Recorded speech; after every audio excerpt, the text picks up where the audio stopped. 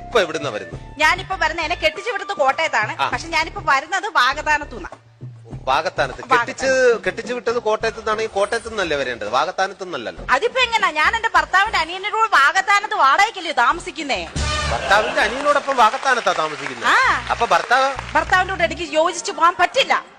ഒരു സ്ത്രീയോട് ഒരു പുരുഷനും ചോദിക്കാത്ത ചോദ്യങ്ങളാണ് എന്റെ ഭർത്താവ് എന്നോട് ചോദിച്ചത്. അതും എന്റെ മുഖത്ത് നോക്കി ചോദിച്ചു. അതൊക്കെയായിരിക്കും ഇങ്ങനെ ഒരു തീരുമാനം എടുക്കാൻ വേണ്ടിട്ട് ഇവരുടെ പ്രചോദനം തന്നത്.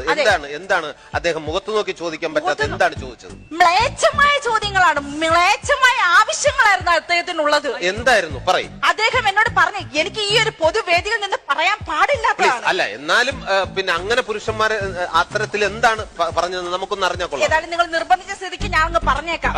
അദ്ദേഹം എന്നോട് പറഞ്ഞ എന്താണെന്ന് അറിയാമോ?